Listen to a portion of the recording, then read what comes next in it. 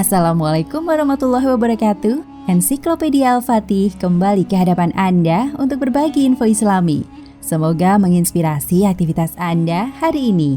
Dan jangan lupa klik tombol subscribe dan aktifkan notifikasi tombol lonceng agar tidak tertinggal berita terbaru dari Ensiklopedia Al-Fatih.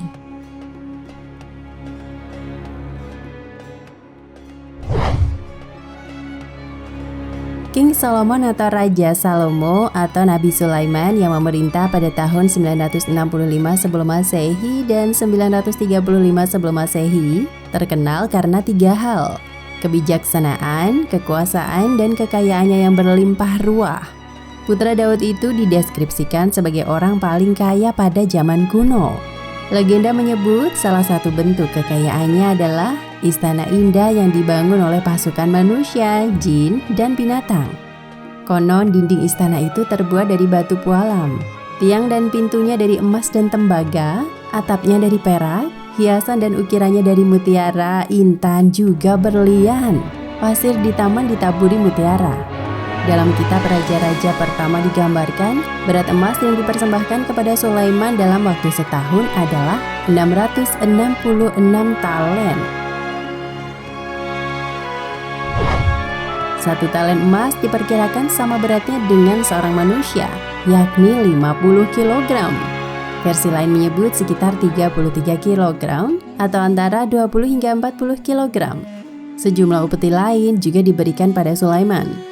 Dari para saudagar rempah-rempah, semua raja di Jazirah Arab, dan para gubernur. Dalam kitab itu juga disebut sejumlah emas ditempatkan di sebuah rumah megah yang dibangun di hutan Lebanon. Raja juga membuat singgasana besar dari gading yang dilapisi emas terbaik.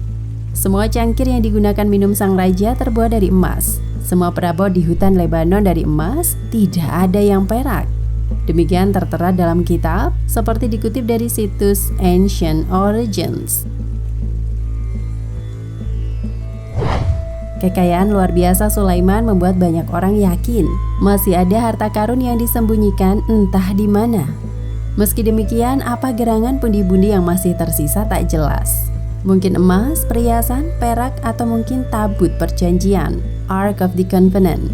Wadah kayu yang dilapisi emas murni dan dilengkapi 2 batang pengusung yang salah satu muatannya adalah 10 perintah Tuhan. Berikut 3 petunjuk keberadaan harta karun Sulaiman yang disadur dari berbagai sumber.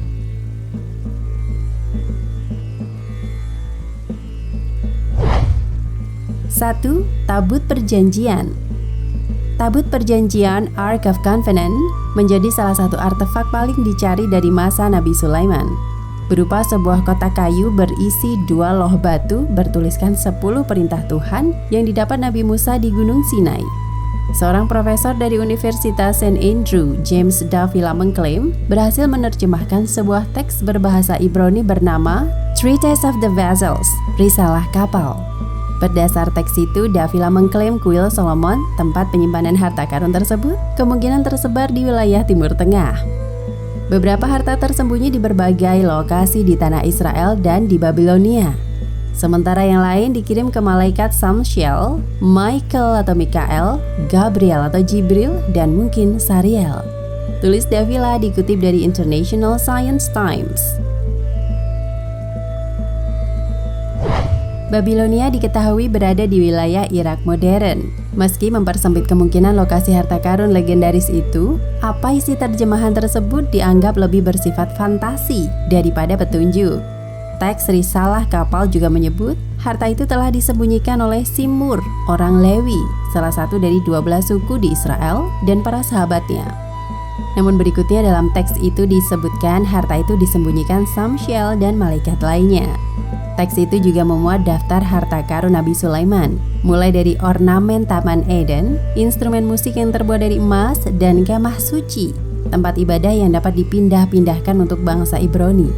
Peninggalan paling suci di antara harta karun itu adalah tabut perjanjian, peti bersepuh emas yang usianya sekitar 3.000 tahun. Berdasarkan teks kitab orang Israel, The Ten Commandments, atau 10 perintah Allah yang diturunkan kepada Nabi Musa terdapat dalam peti itu dan tersimpan di Haikal Sulaiman atau Solomon Temple itu. Selain itu, peti tersebut juga berisi berbagai harta karun. Bangsa Babilonia menghancurkan kuil Sulaiman pada tahun 587 sebelum Masehi. Sejak itu, peti berisi harta karun tersebut lenyap. Selama berabad-abad, para arkeolog mencari peti harta karun itu, namun tetap saja tidak punya petunjuk keberadaan peti itu dirusak atau disembunyikan.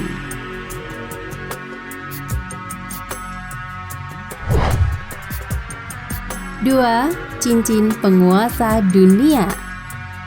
Menurut legenda, Nabi Sulaiman memiliki cincin yang sungguh berharga. Tidak hanya nilainya yang tinggi, cincin tersebut konon juga memiliki kekuatan magic, bisa mengendalikan roh dan setan. Banyak yang yakin benda itu bisa menjaga dan memberi perlindungan kepada pemakainya.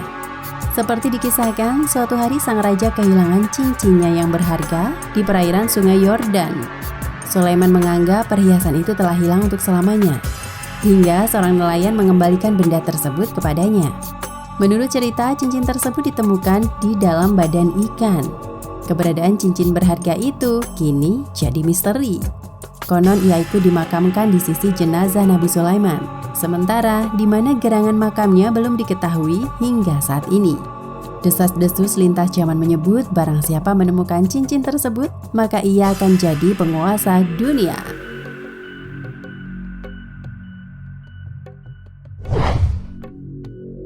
3. Tambang harta.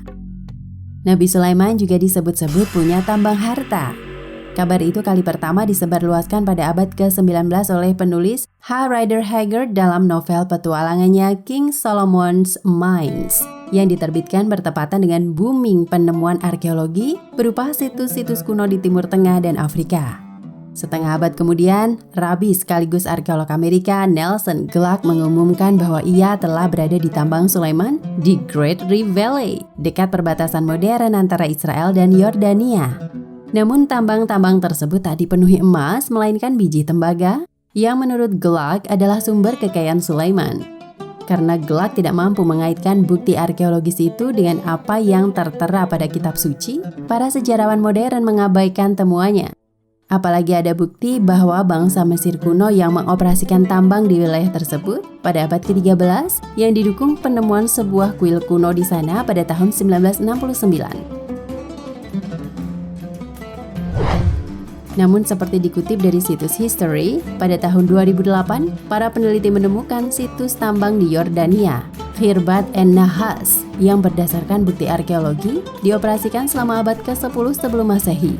Pada tahun berikutnya, ekskavasi lain mengidentifikasi sebuah situs tambang tembaga di Timna Valley, Israel, yang disebut Site 30, dibangun pada waktu bersamaan dengan yang ada di Yordania. Dr. Erez Ben Yosef, arkeolog dari Tel Aviv University, tidak pernah membantu temuan Site 30, memimpin ekskavasi di Slaves Hill atau Bukit Para Budak. Artefak yang ditemukan di sana ternyata tak berciri Mesir kuno. Apapun hingga kini, tambang yang dibayangkan penuh harta benda belum ditemukan. Wallahu a'lam bishawab.